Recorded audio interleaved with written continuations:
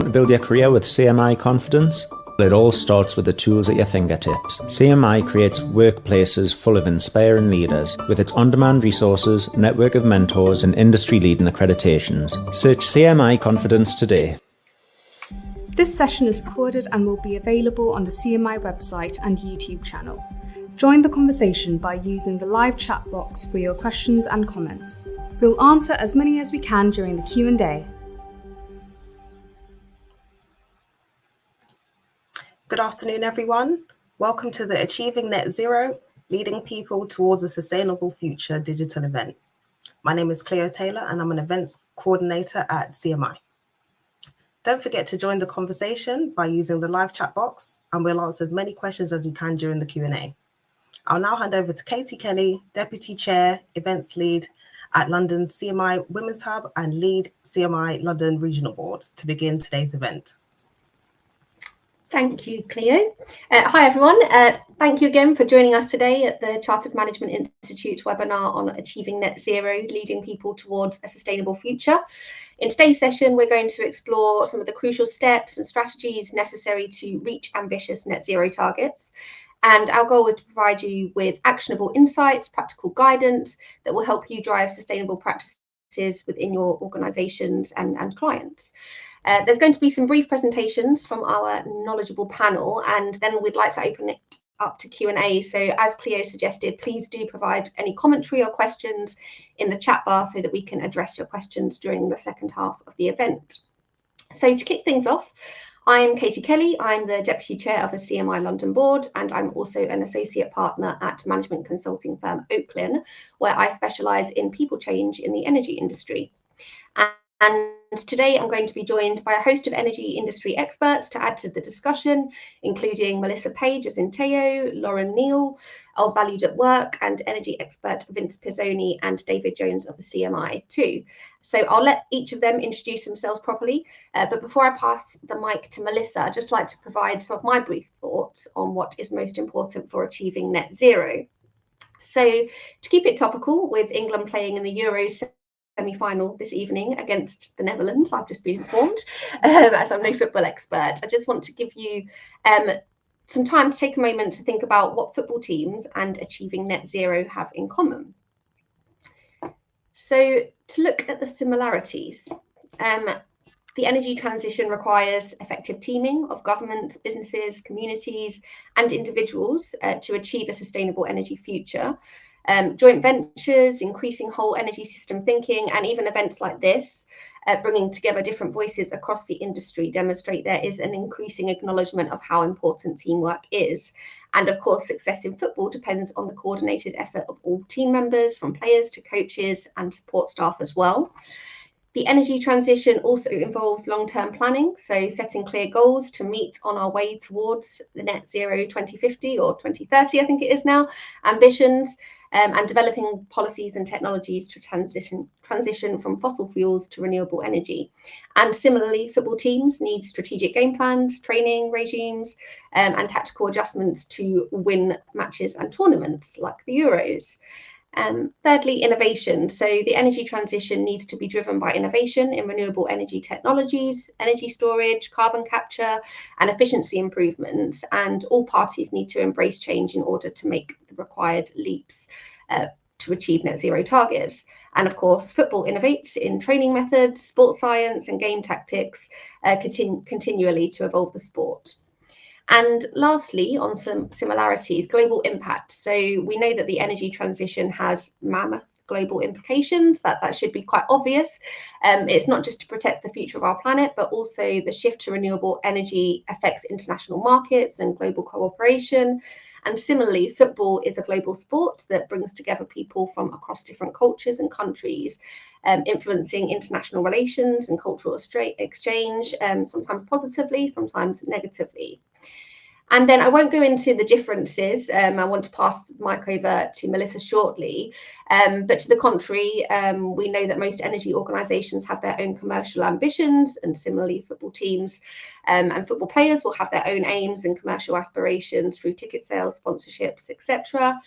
Each energy organisation will also have its own strengths. There isn't going to be one player that's match fit for every single role, and that's a similar case in football too.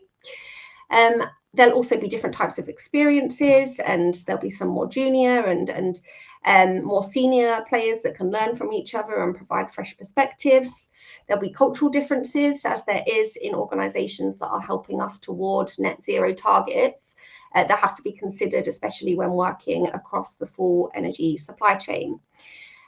So hopefully the point has been made quite clearly that I believe that one of the most important things for us to consider when thinking about how we achieve net zero is collaboration. We need effective collaboration for a successful energy transition. I'm currently working with a number of energy organisations to aid this successful collaboration with the broader aim of a successful energy transition. And throughout my career, I've worked with organisations in various sectors to similarly navigate complex people change. So I'm looking forward to exploring a number of these themes across the panel today. So with my piece done, I'm just now going to pass over to Melissa Page of Xynteo, who's going to give some of her thoughts too. Hi, Melissa. Thanks so much, Katie. It's a pleasure to be here, and thanks for including me in the panel.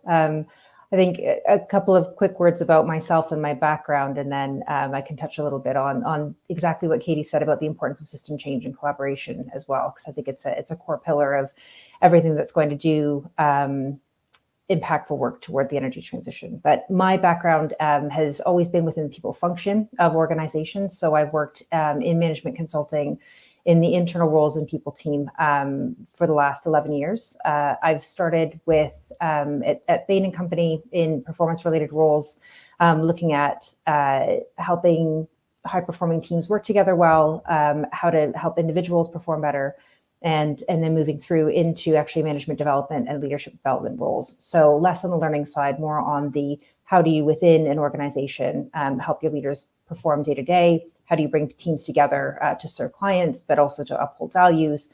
And actually, as part of that, working really closely with a number of employee resource groups.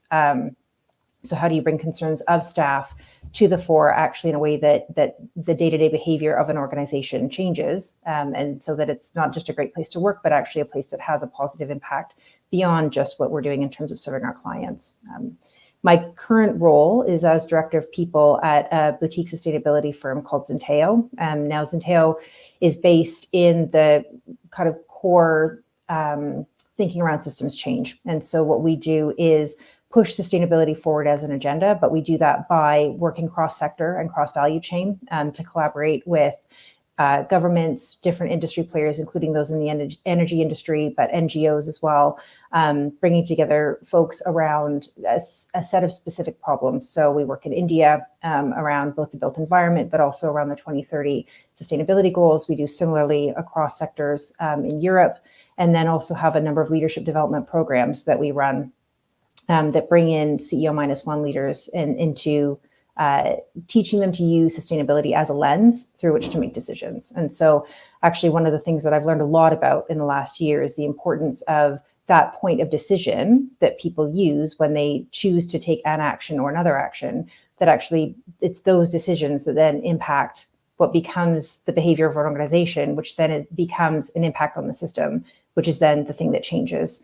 It moves the dial on the energy transition. So it's working with people who are emerging leaders, but also leaders at the top to help drive that change forward. Now, I think there's going to be a lot of really great conversation today in terms of what folks who maybe aren't yet at the top, but actually working day to day in their organizations can do in order to help move the dial toward the energy transition. And I think, one of the best things we can do is actually not let perfection get in the way of good, right? I think there's a very high bar and a lot of ambition to be able to achieve our goals. And I think they're absolutely attainable, but I think there's going to be small and large actions that we can take in our day-to-day lives, but also in the way that we manage one another and in the way that we interact as a team and within our own organizations to really help push that agenda forward and actually keep it at the fore and at the forefront of what we're doing and how we're behaving and therefore how our organizations are reacting as a result. So looking very much forward to further conversation on that and lots of questions from the group. But at this point, I'll hand over to David from the CMI. That's brilliant. Thanks, Melissa. It's great to be part of the panel today. So I'm going to talk you through a little bit about my role and a little bit about what CMI are doing. So I'm David Jones. I'm Policy and Innovation Manager for the Green Transition here at CMI. So I lead on our policy and advocacy work on green transition. And I'm also working on how we get to CMI to net zero as an organization. So very much people focused within that. I previously led on sustainability at the awarding organization NCFE. So at CMI, we strongly believe that appropriately skilled managers and leaders will be key for the economy and businesses within it to transition to net zero. To challenge our hypothesis across autumn 2023, we worked with the European Sustainability Academy to explore the positive role and practical actions that CMI could pursue to accelerate green transition. And they undertook a deep dive into the perspective of our staff, members, policymakers and partners. And they looked a little bit about what other similar bodies were doing in terms of their approach to green transition. And the conclusion was that we do have an opportunity to take a leadership role here, thought leadership, products, member services and partnerships in defining, advancing and realizing the expansion of green management skills in the UK and beyond. From a mission perspective, it's very much core to our vision of better led and managed organizations in the context of global environmental distress and the need to reduce the material impact of business. We believe that managers and leaders will need green management skills, and we define those as the competencies that managers will need to effectively deliver organizational and business outcomes in a way that will meet legal requirements, wider economic, political, social stakeholder expectations that we will reduce and reverse our negative impacts on the environment. They aren't only about compliance though, so they encompass strategy, innovation, stakeholder management, change management, contextual awareness, and much more besides. So I'll give you a couple of examples of how they may be implemented within an organization. So the ability to consistently work towards a longer term vision for how the organization will contribute to a sustainable economy, the ability to inspire change on sustainability in a broad range of people within and outside the organization, the ability to empower a diverse range of people within the organization to make sustainable business decisions, commercial awareness to identify risks and opportunities presented by a sustainable economy, sufficient knowledge about sustainability to translate it into successful business strategies, the ability to innovate in sustainable approaches, technologies, products and services. And again, this word collaboration, so the ability to work collaboratively with different stakeholders, an effective and persuasive communication on sustainability issues using clear and accessible language. So as an organization, we're aware that we have a lot of work to do here to support our managers and leaders. We'll be doing deeper research into green management skills to establish an evidence base which identifies where green management skills are needed within the economy and demonstrates the importance of equipping managers and leaders with these skills as the UK economy transitions towards net zero. And we feel that managers and leaders that are mindful of the environment can serve as role models for their teams and inspire them to be environmentally conscious. So well-trained managers also question how their decisions will impact the environment in the short, medium and long terms, and how they'll be able to identify areas where they can reduce waste, innovate, save resources and increase efficiency, for example. We'll be reviewing our frameworks based on insight, research and data to make sure that we have the products and services needed to be able to serve our managers and leaders for the green transition. And we're also going to be looking at what the policy requirements are, both locally and nationally, and seeking to work with the new government and other key political stakeholders to raise the voice that green management skills are a critical component of net zero and skills policy. To give you a really brief flavour of that, in our recent Mission Possible paper, we set out the key areas of challenge for a new government in improving the quality of UK management alongside policy solutions to ensure a successful national recovery and transformation. And we made 3 initial recommendations around green transition and green management skills. So they were committing to allocating funding with green investment allocations for green management skills training, pursue clear and consistent net zero policies to provide the certainty for businesses to make informed decisions, empower mayoral combined authorities and local government to deliver on net zero in a way that meets regional needs and opportunities. So without skilled managers, the green transition won't be able to move forward at the pace and scale needed to meet net zero targets. And as an organization, to date, we've done a lot of work on the social and governance elements of ESG, and now we're committing to do the same with the environment element. We will be engaging externally with stakeholders as we drive forward with this. Collaboration, again, is key, and I'll drop my email address in the chat for anybody that wants to get in touch. And before I hand over, I'll leave you with this thought from the former chair of the Climate Change Committee. The way we talk about climate change will make a difference to how others act. So those of us working on this topic have a responsibility to get it right. Analysis and science are only half of the battle. The language that we use to explain it is just as important. There's no success in being right if we aren't being understood. So now, with that said, I'm going to pass over to Lauren. Hi everyone, I'm joining you today from Houston in the United States. Normally I'm based in London. So my name is Lauren Neal. When I first started speaking to Katie about this webinar, I started thinking, okay, achieving net zero, leading people towards a sustainable future. What kind of thing can I add to this? I'll give you a little bit on my background, and then we'll dive into one specific area that for me is very close to my heart. I mean, for me, I have worked for almost 20 years in the energy sector as an engineer turned project manager. And having worked offshore, onshore, and on site, I have seen firsthand the behaviors that a woman in STEM, or indeed anyone from any under-recognized groups, can experience. From the outright disrespectful behaviors to the much more subtle microaggressions that just happen day to day. Now, when I think about how we lead people towards a sustainable future, for me, that means we need to do things differently. We need to exploit these new technologies, new innovative solutions. This could be, when we're talking energy sector, this is capturing emissions from existing assets, but it's also about then creating green energy projects that are more sustainable going forwards. But if we've got people in the workforce who are being treated badly and just not feeling valued, what's going to happen? Well, they will become frustrated, they're disappointed. Ultimately, they will withdraw, either mentally or physically. And we are seeing that all over the place in a lot of sectors, people just walking out the door and saying, nope, this isn't for me.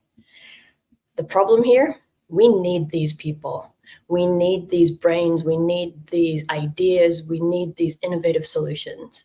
And we need to find a way to bring these people into the core of solving these solutions.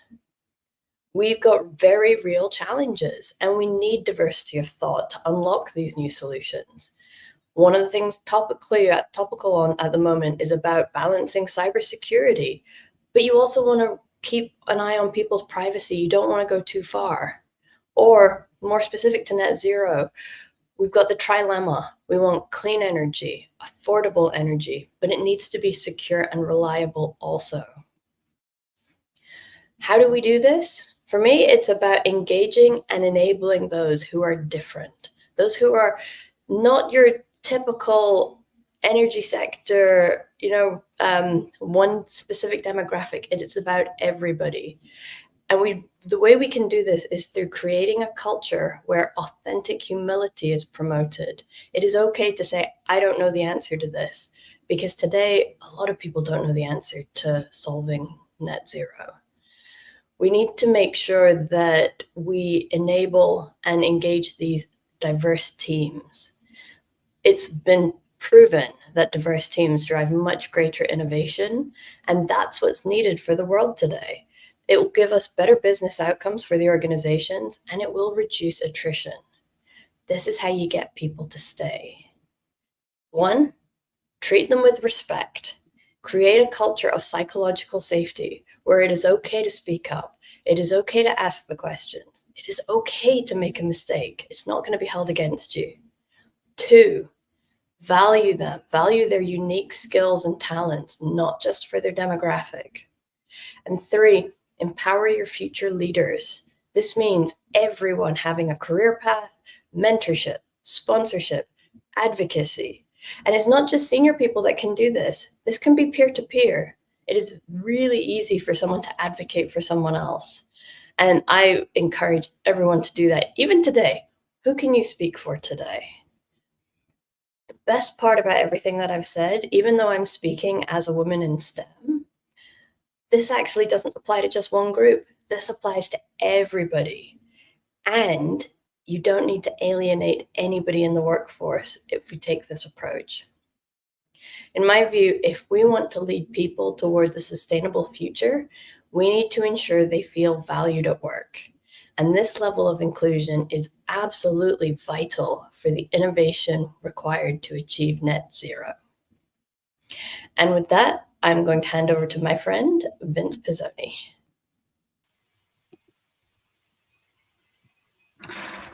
Hello, everyone.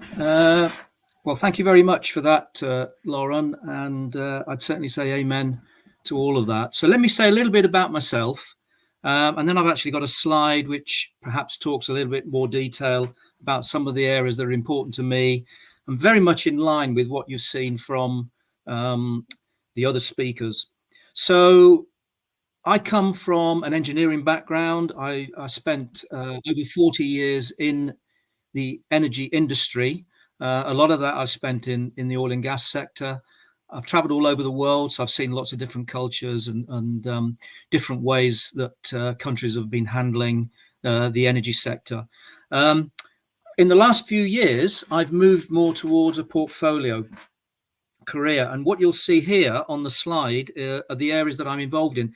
We've talked a lot about people. Every speaker's talked about people. We need the skills. We need the people to get into the sector. Lauren talked about, of course, some of the difficulties that some of the people have had in the sector. Numbers seem to average around, we need about 400,000 people for our move towards renewables and green technologies, certainly by net zero 2050. About half of them, just over half, are intended to probably come from the oil and gas sector, although about 20% of those will actually retire by 2030. So we're going to need to find perhaps up to about another 200,000 people. My job is to help find them. So through mentoring that I do privately, through the business schools that I work with, and you'll see the whole range on that slide, through the organizations I work with, like Women in Engineering, Women in Energy, Women in Tech, and through my university, Nottingham, I am involved extensively in the mentoring and sponsorship of people into the energy transition. I would say probably over the last few years, I've mentored several thousand people.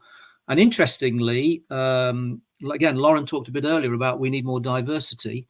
50% of those have been women, and a huge chunk of that couple of thousand people have been many people from diverse backgrounds, Black, ethnic, minority backgrounds that perhaps wouldn't have even considered the energy sector. So I see my job today as helping to bring and support people into the sector. And one of the interesting things about the energy sector moving forward is historically oil and gas probably focused a lot on petroleum engineers, other engineers like myself. This transition towards renewables is actually bringing in people with totally different backgrounds. Yes, they may have a technical background, but a lot don't. We're actually looking for people now in the sector who've got the right, if you like, mindset and approach to resolving the issues that we have in the climate crisis that we face today. So my job is to bring in these people through a lot of the mentoring and sponsorship that I'm heavily involved in. I also am involved in giving talks to a number of different organizations where, again, my aim is to actually show all the things and all the value of bringing more diversity into their workforce. More profit, more innovative, happier workforce, greater teamwork, greater retention of staff. These are all going to be key things that we're going to need as we move forward. So thank you very much for hearing us this morning. We've got some great questions lined up, and we're looking forward to answering those with you as we move along. Thank you very much, and I'll pass back to Katie. Thank you, Vince, and thank you everyone for those really insightful introductions. And there were a few key takeaways for me personally. There were 3 key themes I think that everyone spoke about. And firstly, it's okay not to get it right first time. And Melissa said something that will definitely stay with me. Don't let perfection get in the way of good. I'm definitely going to use that going forward. So thank you for that. We need to fail fast. No one's ever done this before. We haven't had an energy transition on this scale for a very long time. And David, you obviously talked about how important it is to upskill managers to drive sustainable initiatives, and you touched on it as well, Vint, that we need to reskill people, we need to find new talents, we need to support people moving into this industry that have the right mindset and are the right cultural fit, rather than having the right technical expertise straight away. And we also know that we've got a loss of talent in the energy industry, people that don't feel psychologically safe. Lauren touched on this. We need to make sure that we're creating those environments where people do feel secure enough to speak up and provide their innovative ideas to keep them in this important sector as well. And lastly as well, we all talked about innovation. No one's really ever done this before. We need to be innovative with how we're keeping talent in our energy organisations, supporting these important initiatives, as well as driving innovation in the energy industry through technology, etc. as well. So it's okay not to get it right first time. We need to be innovative, and we need to think of good ways to upskill and reskill talent. So thank you very much for those opening presentations.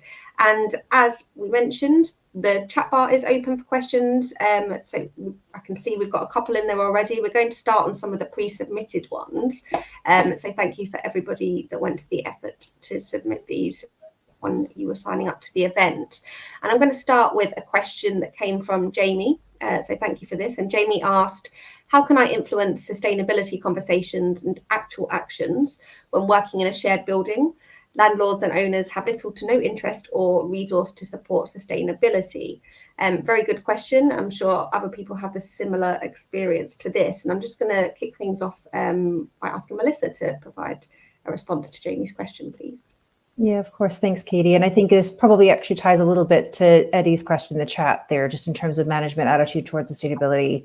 You know, how can you change minds and other blockers that might be in your way to help influence? So I think there's a couple of things that from a big picture lens you can really think about. And I think it's one of them is what's going to be important to your stakeholders that are in your way, right? If you feel that they are a blocker to you, if they are creating friction, if they are slowing down a process, understanding what it is that they prioritize, be that cost, be that materials, be that efficiency, what are those things that are going to matter to them? And then how do you position what it is that you are after? And in this case, absolutely around, you know, what is the bigger change that you want to see? What is that kind of ideal outcome you want to get to?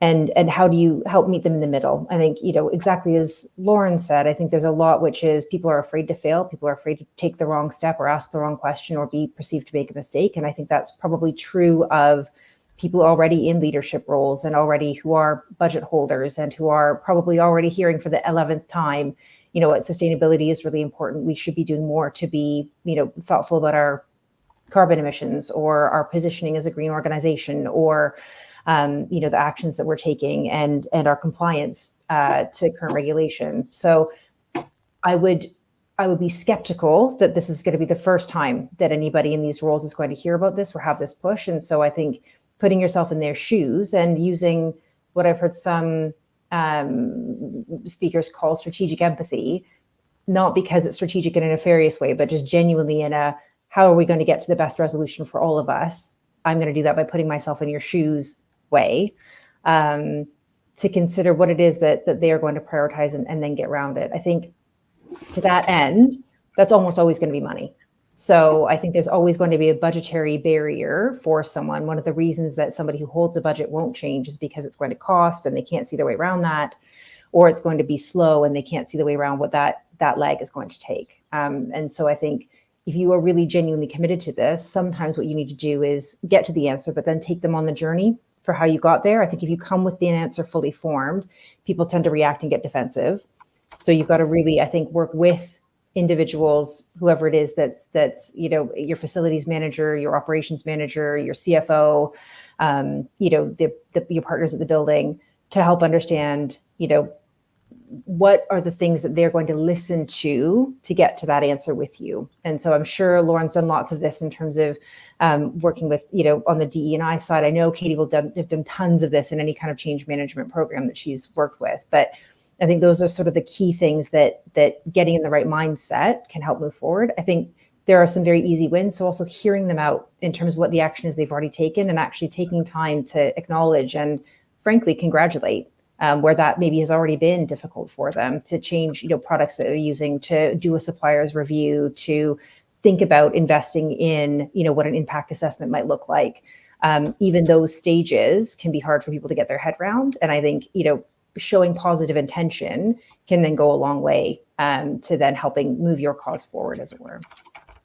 Would welcome other views though as well, particularly on the practical side of how you might want to, convince somebody to switch products or suppliers or buildings or other initiatives at this point. Thank you, Melissa. I just wanted to comment on one thing you said that I think is incredibly important to help us on our way to achieving net zero targets, is celebrating those easy wins. I think you said, no win is easy, but celebrating success is really, really important. And as you say, to show positive intent. And lots of the massive energy programs that we're working on have years in the making before anybody even really gets to know about them. And it's important to celebrate those wins. It's important to build people's kind of confidence in the future of these projects. So yeah, that's something I found that to be extremely important in any change management program I've worked on, and particularly in the energy industry that's achieving so many good things. So thank you very much. Does anybody else have anything to add on that question? Otherwise we will move on. I've just come to a question that was submitted by Paula, and she had a couple of similar ones that were all around how to best minimise carbon cost if required by your businesses to travel by air or rail for training, or this would apply for any other work-related commitment. So Vince, I don't know if you've got any thoughts on that from Paula. Yes, to put it into context, if you look globally, transportation by itself represents about 14% of global emissions, the highest being electricity and heat, which is not a surprise, probably that would be the highest. That's about 30-odd%. So 14% is transportation. Interestingly, in the UK, we're 26%, which probably reflects a little bit about the fact that a lot of materials are transported by truck in the UK, and we probably don't use our train system as much as we could do, which I'm going to come on to in a minute. Out of that transportation percentage, about 15% is aviation related emissions. So if you look globally, aeroplanes cause somewhere around 2 to 3% of global emissions, which is a small number, but of course we're working with small numbers here. We need to improve small numbers just as much as big numbers. So it's a very important area for us to work on. And I particularly have some empathy on this because in my business career, I calculated I've traveled on 3,000 flights to 64 countries. A lot of them to Houston, Lauren, as you probably know. But anyway, that's something to ponder on. I may have been a big cause of global warming, which when I think about it is rather stark in terms of my career. But of course, that was the way careers were done, and I think that will change. I think there are a number of things that people can do to reduce this number, and of course, I'm talking about individuals doing it just as much as global corporates and other organizations. So, for example, you can now book flights through organizations who actually carbon offset your travel. So there are several agents now that you can do that, and that would probably require an addition on top of the amount that you pay. And of course, that money may then be used for things like planting more trees, etc. So one thing is you can do that, and that's a practical step. I think the second thing that you can do clearly is you can look at alternatives. So I can tell you that in the last 10 years on holiday to Europe, we've traveled exclusively by train. We have not flown anywhere. There's several reasons for doing that. One is, of course, it's better on the environment. Train can save up to 90% of emissions versus traveling by plane.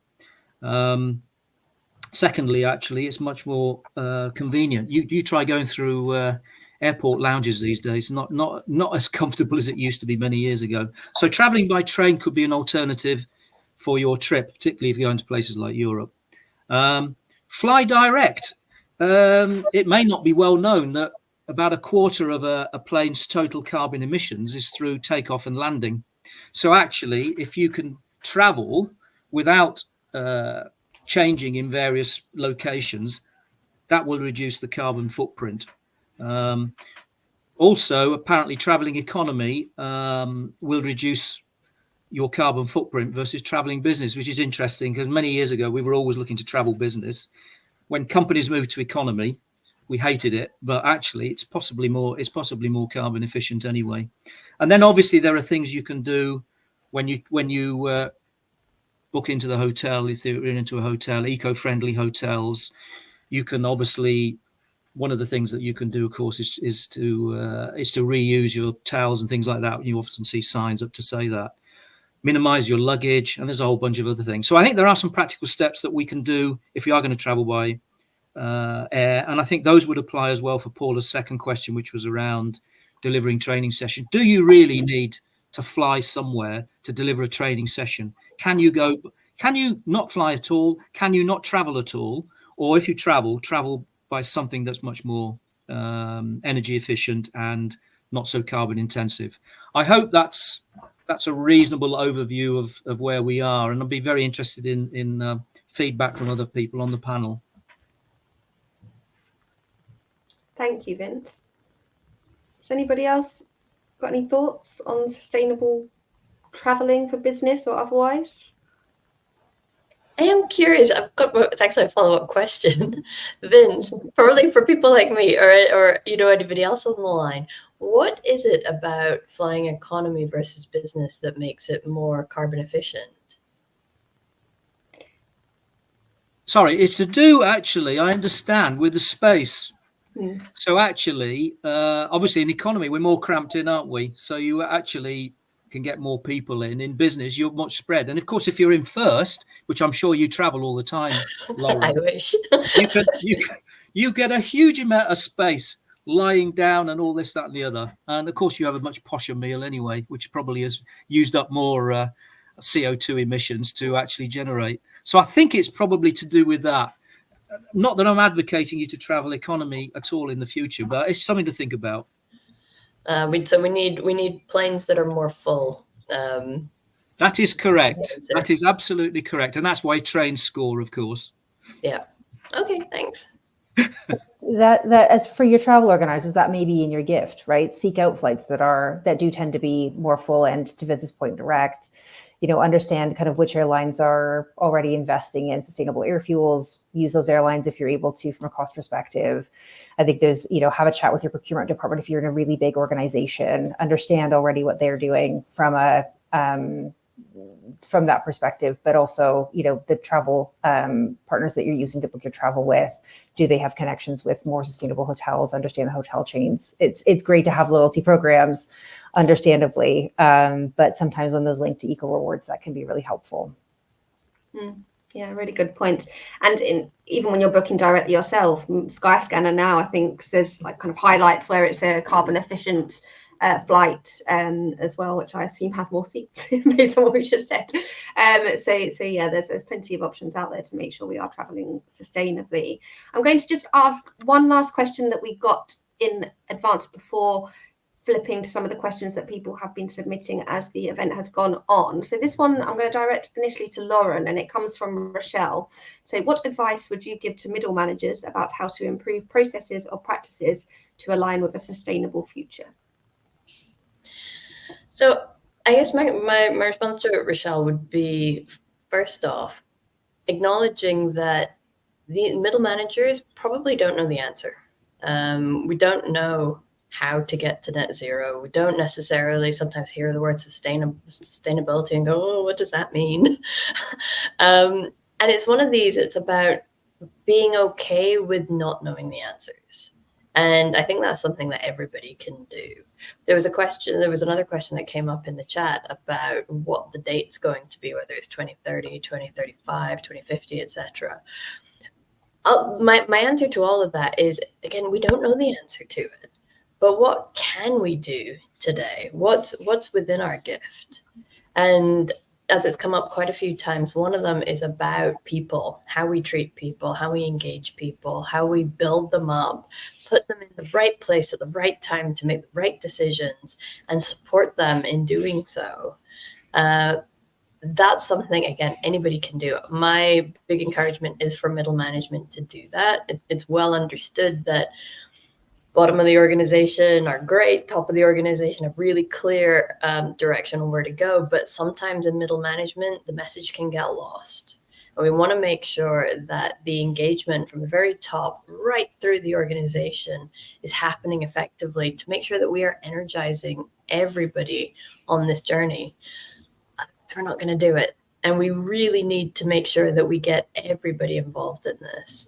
So for me, these middle managers build relationships throughout your organization. Don't just focus upwards, focus on those more junior to you as well. Ask them, get to know these people, ask them how they feel about it. How would they like to take part and really make a difference in the world? And I guarantee you will be surprised by the innovative solutions that they come up with. And then your role as a middle manager is then to support them, to advocate for them, speak for them when they're not in the room, use your position. That would be how I would add to that. Thank you, Lauren. That touched on a lot of some of the points that have been made in the chat column as well. So we had a question from Catherine that asked, how can individuals identify their stakeholder networks and sphere of influence to drive the agenda if they're not senior management or C-suite? And kind of as a change practitioner myself, identifying those networks is the first activity I would always do when starting any kind of new project or joining a new project.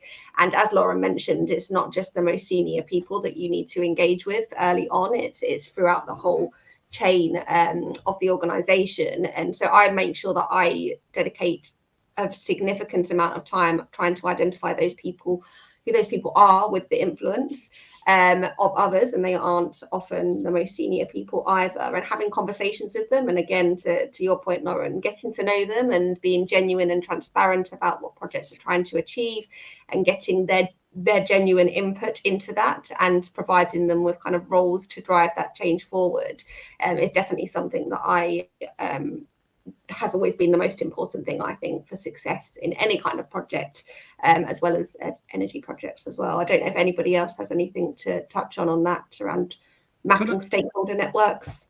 Could I add to that, Katie? I totally agree.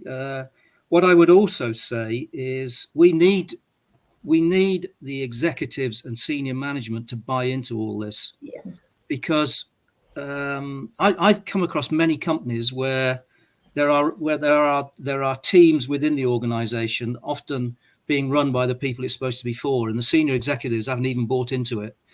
So the senior executives need to buy into it, because if I'm an employee of a company, why should I do anything if I don't see my senior management doing it? So actually, I agree we need to get it through the whole organization. But I also believe there's a huge responsibility on senior management and executives to actually show that they believe in it and they get on with it and support it and show the rest of the organization that they're fully on board. Yes, agreed. Leadership role modeling is very important. I'm sure you'll agree with that, Melissa.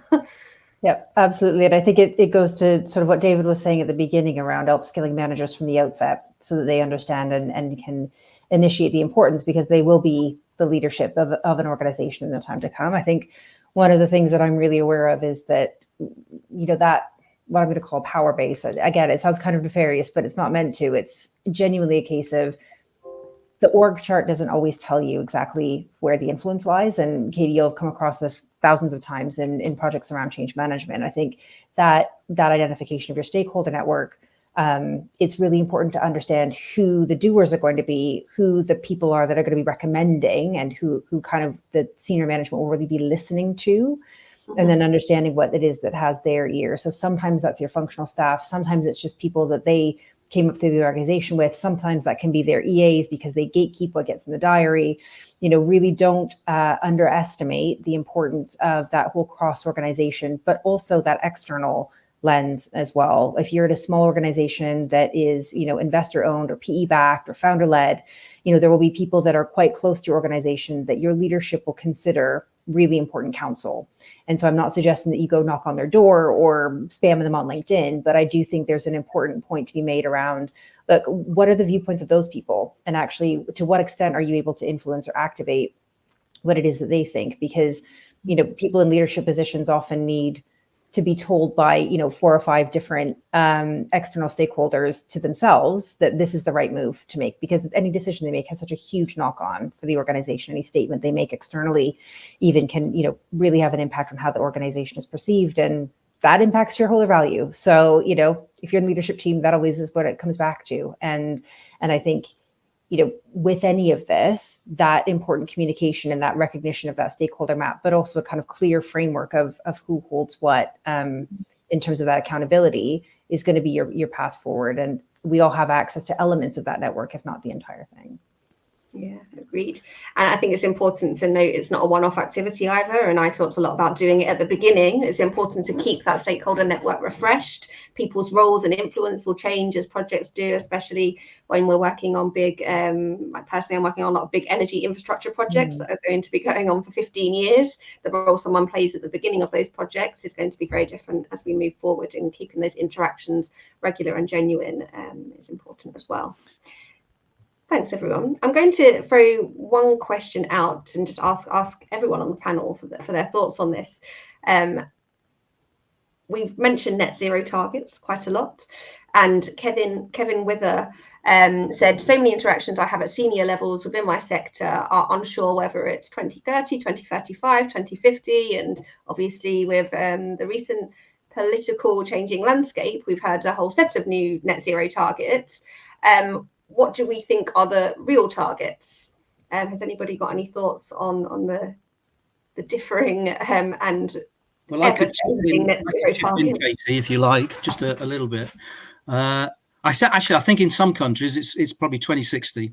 I think China and probably Saudi Arabia maybe 2060, because they probably have a longer distance to go.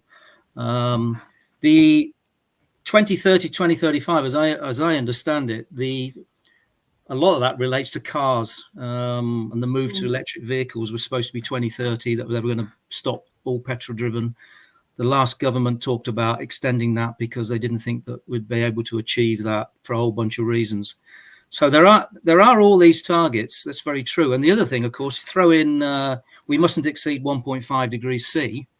And you'll probably notice that actually we're probably already very close to it already. And in fact, I'd be surprised if we're going to exceed that target. We're going to exceed that target. And there was enough in COP28 last year for people who were online and people in the panel to show that actually we're going to have to do a lot more to support countries which are going to be are already affected by climate change, because we're probably going to be, I don't know, somewhere between 2-3 degrees, perhaps, maybe even more than that. If that's the case, there's going to be a lot of things that are going to happen, and we're going to need to work on that with a matter of urgency. So we're talking about more money, obviously, going into renewables, the phase down or phase out, depending on who you speak to, of oil and gas. And that's not going to be easy. I mean, the number of us on the panel have worked in oil and gas for a long time. it is embedded in our system. So to get that out is going to be difficult. In the construction sector, they've got a huge issue with cement. Cement is a huge producer of emissions through the components that are in it. To get sustainable cement is not going to be easy either. So we've got lots of these targets. By the way, I'm an optimist. I actually believe that we will develop the technologies that we need to handle this. What time scale it will be? Well, we can all predict 2050 if we're not going to be around then. But the reality is we need to move at pace, and we need to get more collaboration, which has been mentioned by everyone, on board with this. And we're going to need to get countries on board. China, for people outside, represents about 30% of total global emissions. The UK represents 1%. That doesn't mean we shouldn't work on our 1%, but it does mean that China is going to be a big player in getting our global emissions down. And in fact, it's probably not well known, they spend more on renewables than the next 10 countries pulled together. So actually, I would suspect China's central-driven economy will make it achieve what it said it will achieve. I would be more concerned about perhaps countries in the West who perhaps talk numbers 30, 35, 50, and whether we'll be able to achieve it. I'm hopeful we will, but it's going to need a lot of work, and it's going to need to be done very quickly. I think from my point of view, just to jump in, I think we need to bear in mind that obviously the 2050 date is it's set in UK law, so that's the date that the country is targeting. But actually, some of the other dates, the 2030, the 2035, actually industry businesses are setting themselves stretch challenges. They're setting themselves targets to actually make sure, and I think it's something that you touched on first, Katie, to actually make sure things are being done. Change is starting to happen. They're putting challenging dates in to actually start to make some tangible progress, because we still think that 2050 is, that's still far in the future, even though it's not. And actually, we need some ambition to make progress now. Yeah, agreed. We need to aim high, I guess. Be realistic at the same time, but aim high. Definitely a key message. Anybody else got any thoughts on the targets? The only thing I would add to it is, I mean, if I speak as an individual, it's really easy to say, oh, it's the country's target, or even if you work for a global organization, oh, it's the organization's target. But when I think of how I manage my work day to day, we take the great big targets and we bring it down to the individual level, and we bridge that gap. So I would encourage anybody listening to say, okay, so what targets are you setting yourself? You know what the country's target is, you know what the organizational target is, whatever those numbers are. But how do you break that down into something that really empowers yourself to know that you're making a difference? What are your own targets? What are you doing? And it doesn't need to be big, massive things. You don't need to invent a new type of cement. But these are the day-to-day small steps that all add up. And that's where I would really encourage people to do, to identify your own targets as well. Yeah, agreed. I mean, we talked a lot about obviously how we can travel more sustainably as individuals. That's a decision and choice we can make to help reach those kind of higher level targets. And it's a classic thing in any goal setting, isn't it? Be it energy or otherwise. We look at a company's vision, we look at policy, we take that down to objectives of teams in organizations, and then what your own individual objectives are as well. So this is no different, and yeah, individuals can make a difference. Thank you. There's a couple here. I liked the comment from Europcar. Carbon offset doesn't change behavior is what needs to happen. Behavior change is what needs to happen. I think that's probably what's meant to say. I'm a massive obviously advocate. I'm a behavior and culture specialist, so we know that we need to change behaviors. Setting targets doesn't change behaviors. It helps drive people, but won't force their hand to change their behaviors. So we need to invest in encouraging behavior change, the right behaviors that are going to help us meet net zero targets and progress the energy transition. So would definitely advocate for that comment. I'm going to return to one of the questions that was proposed ahead of the event. So I'm going to pose this to Melissa initially, but would love the other panelists' thoughts. So I think we had touched on this in and out of some of the questions. What are the most effective tools and approaches you have employed to generate buy-in, as we talked about kind of behaviour change there as well, generate buy-in to sustainability-led business-wide awareness and action? Yep. So I think a couple of things that I think are really important here. I think one is, again, it goes back to a little bit of understanding the perspectives of the people from whom you need buy-in. So I've talked about that a fair bit, but I think it is really a case of, understanding where it is that they stand. I think probably ahead of that, though, is what is the sustainability thing you are targeting. Sustainability, I think, in big firms or in kind of broad conversation tends to be its own vertical, but actually working in a sustainability-led organization, we talk actually through a whole gamut of things, right? Are you focusing on circularity? Are you focusing on carbon capture? Are you focusing on, the just transition? What are the things that are going to be most important to you and you as a business, you as an individual, you as a manager, that actually are the kind of, if you could pick one thing that you want to affect change in, what is that? And then, how are you going to articulate that in a really clear way that's, I'm talking like 40 words or less, so that it's a compelling set of principles that you want to say you want to change around. But I think in terms of it being a sustainability-led business and kind of how you generate wide awareness of that, I think you've got to be a little bit careful in terms of making sure you are authentically following up on the things that you are trying to do. So I think one of the mistakes that a lot of us can make when we get really excited about a new initiative, whether that's, you're going to run your first marathon, or whether it's you're going to, create a net zero strategy for your own organization, is to kind of over publicize everything that you're going to do and exactly how you're going to do it before you've had that stakeholder buy-in. And so I think, your senior management team or the public or whomever else are going to react in a relatively defensive way, as I said before, if you're going to come to them with the whole answer without having brought them on that journey. So I think one is, just to kind of really summarize, I think one is just get really clear on what it is that you want to achieve, what that kind of sustainability goal is that you want to meet. And then understand from the people who are going to help you affect that change, both in terms of who you need the decision from, but also who are going to be the doers in that. What is the benefit to them? What is the cost to them? What is the cost to the business? What's the benefit to the business? And then, help them decide how they want to take that forward. So it doesn't have to be your thing to own and drive across the entire organization or across an entire value chain, but really understanding what your enablers are for that, so that actually momentum can be generated and, quickly and celebrated, and then real impact seen over time. But would, absolutely welcome thoughts from other people, because I think there's so many effective tools that can be used here. And I think, all of us will have had different experiences in terms of employing those. I think you're spot on, Melissa.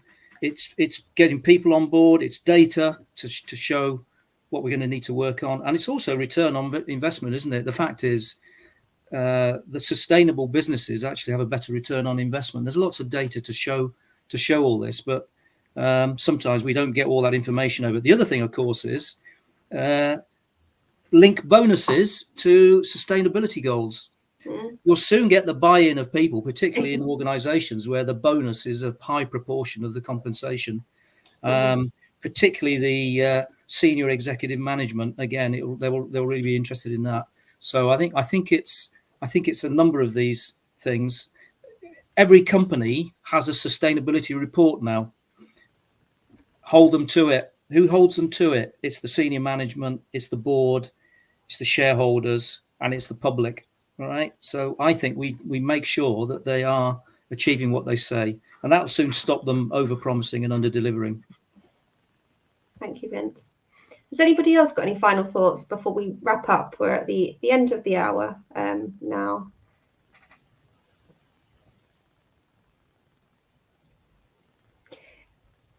If not, I'll just say thank you very much to everybody that attended and for all of your great comments and presentations, and obviously to all of our great panel members as well. It's been a really interesting conversation, lots of food for thought, and some really big messages that hopefully we've landed with everyone. And I'm sure we'd all be happy to continue with the conversation with anybody that would like to. You'll find us all on LinkedIn, or reach out directly to the CMI. So thank you, everybody, and enjoy the rest of your day. Right. All right, that's it for today's session. Thank you to our host, Katie, and to our speakers, David, Melissa, Lauren, and Vince, for your insight and expertise. Please stay tuned to hear more about CMI membership, and thank you for joining us. Thanks all. Don't forget, as a CMI member, you can find the latest management and leadership insights at managers.org.uk. If you're not yet a member, join our community to discover CMI Confidence with on-demand resources, our network of mentors, and industry-leading accreditations.